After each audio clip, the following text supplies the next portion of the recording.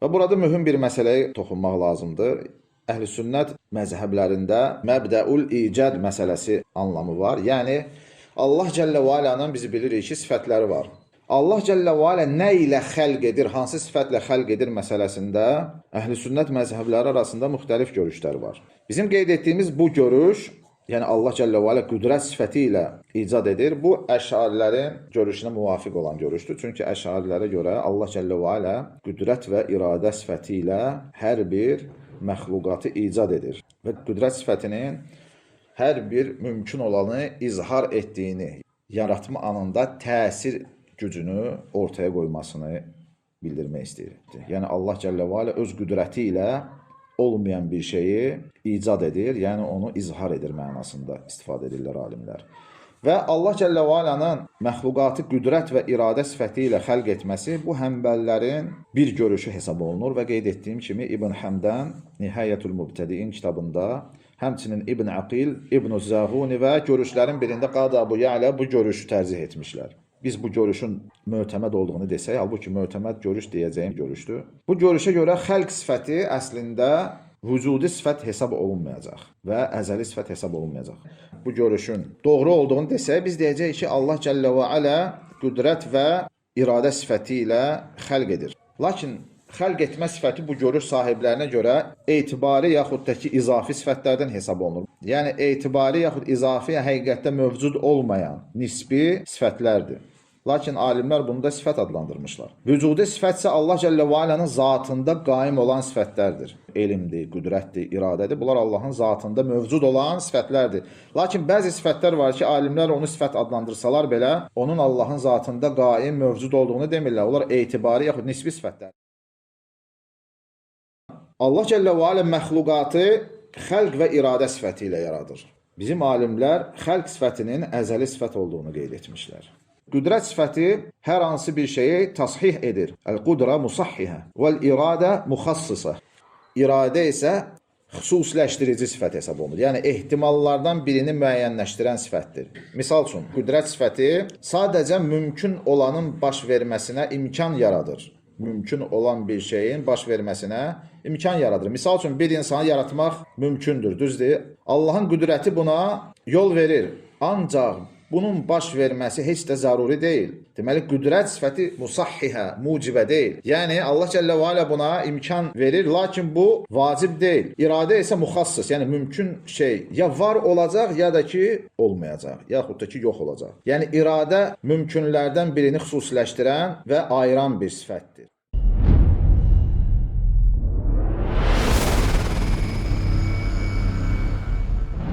Bismillahirrahmanirrahim. Elhamdülillahi Rabbil alemin. Vel-aqibatu lil-muttaqin. Ve la udvana illa alel-zalimin. Ve sallallahu ve sellem ala nebiyyina Muhammed ve ala alihi ve sahbihi ve men tebi'ahum bi ihsanin ila yevmiddin. Amma ba'd. Abdülbaqil Mevahibinin təlif etdiyi El-İn vel-Əsər fi Aqaid Əhl-Əsər adlı risaləni oxumağa davam edirik. Və keçən dərslərimizdə Allah Cəllə və Alanın 3 sifəti barəsində danışdıq. Birinci, əl-vəhdaniyyə sifətidir, vəhdaniyyət sifəti və bu da qeyd etdik ki, səlbi sifətlərdəndir. Və sonra müəllif əqli sifətlər barədə danışmağa keçmişdir. Əqli sifətlər də bildiyimiz kimi Allah Cəllə və Alanın zatı sifətləridir. Həmbəllər bu sifətlərə əqli sifətlər deyirlər və başqa əhl-i sünnət mənsublar ona sıfatul məani deyirlər, yəni məna sifətləri. Və biz bu sifətlərdən elm və qüdrət sifəti barədə oxuduq və bu sifətlərin əqli əhkamlarla bağlılığı barədə qısa şəkildə danışdıq. Əqli əhkamlar da keçən dərslərdə qeyd etdiyimiz kimi vaciblikdir, imkansızlıqdır və icazəli olmaqdır. Elm sifəti hər 3 əqli əhkamlarla təalluq edir. Yəni Allah Cəllə və Alə həm vacib olan şeyi bilir, özü haqqında elmə sahibdir, həm imkansız olan şeyləri bilir və həmçinin icazəli olan şeyləri bilir. Və həmçinin qüdrət sifəti barəsində danışdıq və qeyd etdik ki, qüdrət də Allah Cəllə və Alanın vücudi və qədim zati sifətidir, lakin bu sifət yalnız mümkün olan şeylərlə təalluq edir. Bu sözün mənası nədir? Yəni Allah Cəllə və Alanın qüdrəti vacib və müstəhil, yəni imkansız şeylərlə əlaqəli deyil. Onun əqli əhkamların bu növləri ilə heç bir bağlılığı yoxdur. Nəyə görə? Çünki əks halda alimlərin qeyd etdiyi kimi həqiqətlər alt-üst olar. Həqiqətlərin alt-üst olması ilə nəticələnər. Misal üçün, əgər biz desək ki, Allah Cəllə və Alənin qüdrəti vacib olanla təalluq edir, bu zaman vacib olanın həqiqəti alt-üst olacaq. Misal üçün, əgər bir kimsə desə ki, Allah Cəllə və Alə özünü yoxa çıxara bilərmi? Biz deyəcəyik ki, bu Allahın qüdrəti ilə təalluq etmir. Nəyə görə? Çünki bu halda həqiqət alt-üst olacaq. Vacibül vücudun yox olması mümkünsüz bir şeydir. Bu baxımdan biz deyirik ki, Allah Cəllə və Alənin qüdrəti vacib olan şey ilə təalluq etməz. Və yaxud əgər biri desə ki, Allah Cəllə və Alə özünü icad edə bilərmi? Biz deyəcəyik ki, bu Allahın qüdrəti ilə təalluq etmir. Çünki bu təhsilül hasil olacaq. Yəni Allah zaten var, mövcuddur. Onun özünü yenidən bərpa etməsi, icad etməsi isə Allahın qüdrəti ilə bağlı ola bilməz. Qüdrət sifəti qeyd etdiyimiz kimi yalnız mümkün olan şeylərlə təalluq edir. Yəni biz deyirik ki, Allah Taala hər bir şeyə qadirdir, lakin hər bir şey dediyimiz zaman qəsdimiz Allah hər bir mümkün olan şeyə qadirdir. Yəni Allah Taala hər bir mümkün olan şeylərə qadirdir. Vacib və imkansız şeylər Allahın qüdrəti ilə təalluq etməz. Keçən dərsdə bu barədə danışdıq. Və sonra müəllif qüdrət sifəti barəsində danışaraq buyurur ki, فَلَمْ يُوجَدْ شَيْءٌ فِي الْمَاضِ وَلَا يُوجَدُ فِي الْمُسْتَقْبَلِ إِلَّا بِهَا. Keçmişdə və gələcəkdə elə bir şey yoxdur ki, onunla icad edilməsin. Hər bir şey qüdrət sifəti ilə icad edilir. Və müəllifin qeyd etdiyi bu söz bizim məzhəbdə olan bir görüşdür. Lakin bu mötəməd olan görüş deyil. Müəllif bunu İbn Həmdən və həmçinin İbn-i Zəğuni və bir sıra digər Həmbəli alimlərinin görüşünə dayanaraq demişdir. Və həmçinin Qalədül-İqyanın müəllifi də bu görüşü öz kitabında qeyd edir və tərcih edir. Və burada mühüm bir məsələyə toxunmaq lazımdır. Əhl-i sünnət məzhəblərində məbdəul icad məsələsi anlamı var. Yəni, Allah Cəllə və Alənin bizi bilirik ki, sifətləri var. Allah Cəllə və Alə nə ilə xəlq edir, hansı sifətlə xəlq edir məsələsində əhl-i sünnət məzhəbləri arasında müxtəlif görüşlər var.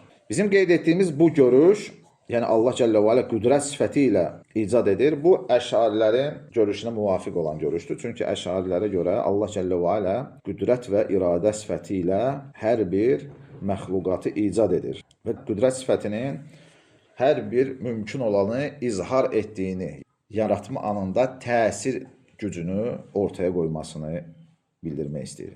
Yəni Allah Cəllə və Alə öz qüdrəti ilə olmayan bir şeyi icad edir, yəni onu izhar edir mənasında istifadə edirlər alimlər.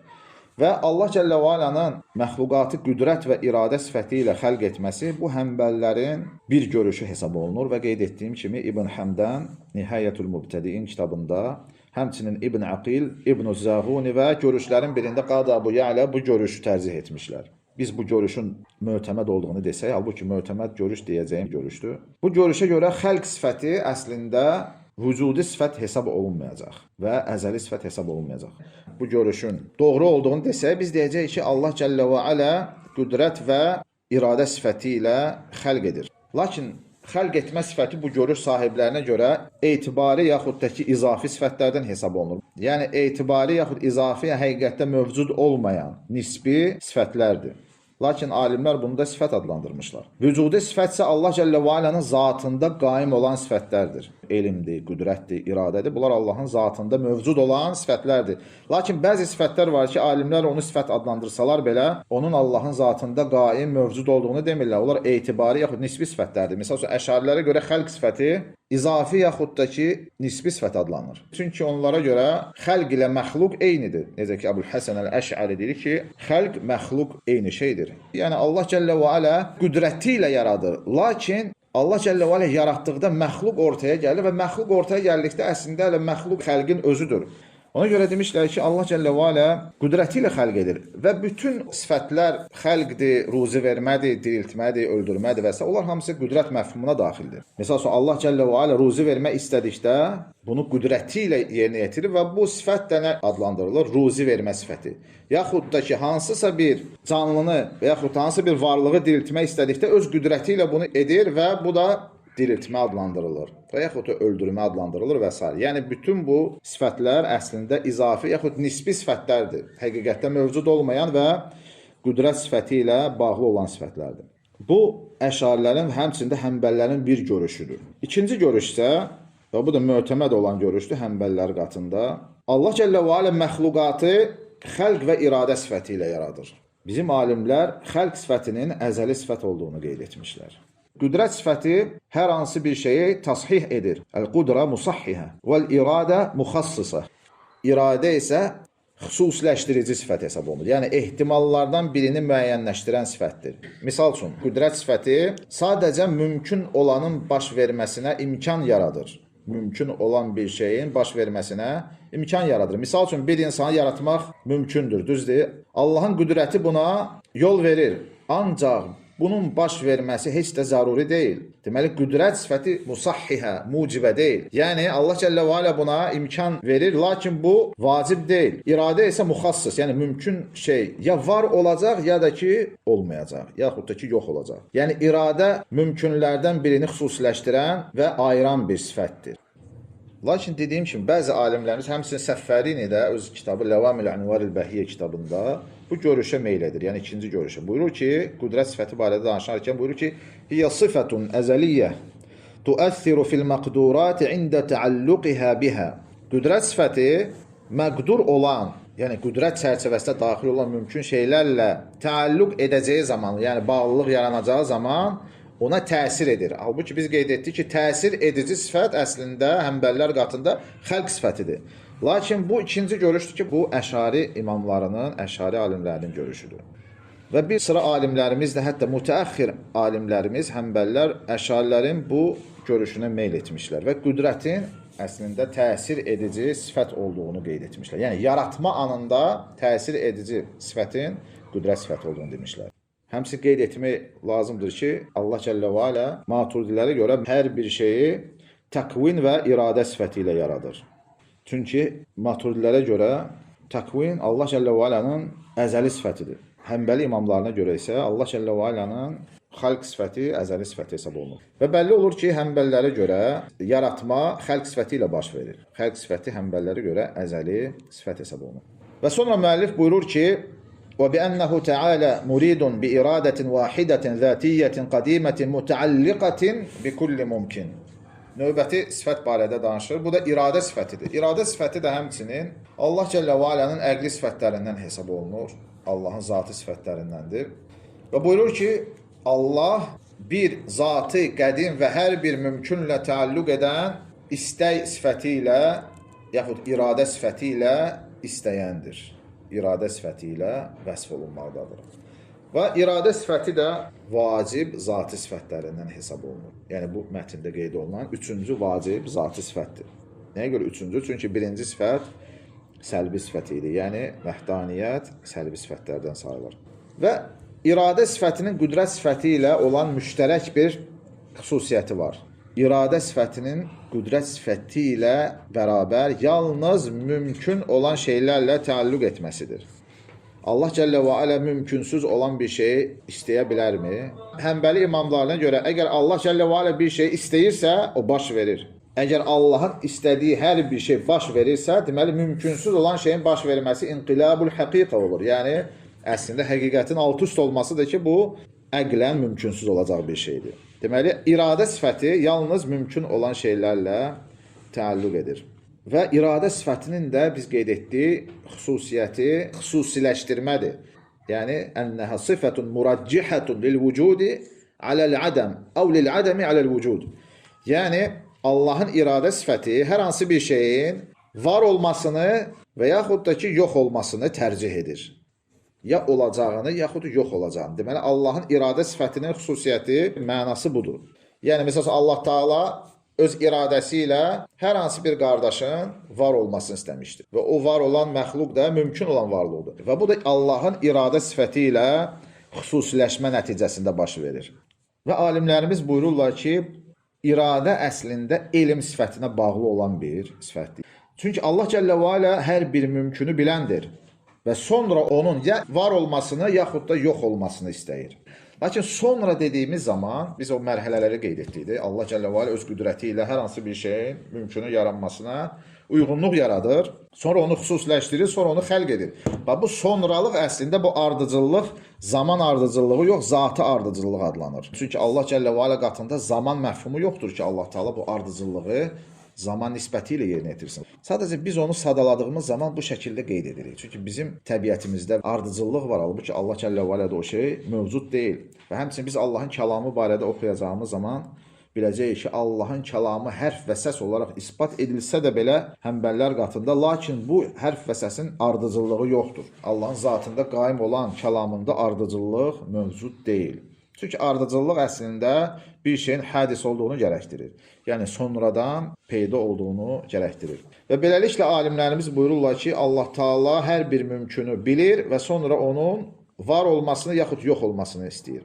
Allah Cəllə və Alə bir şey bilir və sonra onu istəyir. Misal üçün, Allah Cəllə və Alə Əbu Cəhlin iman etməsini istəmişdi, yoxsa yox? Allah Cəllə və Alə Əbu Cəhlə iman etməyi əmr etmişdi, bəli. Çünki Allah Cəllə və Alə bütün kafirlərə İslamı qəbul etməyi əmr edir. Bəlli olur ki, Əbu Cəhlə iman etməyi əmr edilmişdi. Ya Allah Cəllə və Alə Əbu Cəhlə və digər kafirləri iman etməyi əmr etmiş. Lakin Allah Cəllə və Alə onun iman etməyini istəmişdi, yoxsa yox? Xeyr, Allah Taala onu iman etməyini istəməmişdi. Çünki əgər Allah Cəllə və Alə bir şey istəyirsə, o ya var olur dediyimiz kimi, ya da yox olur, düzdür.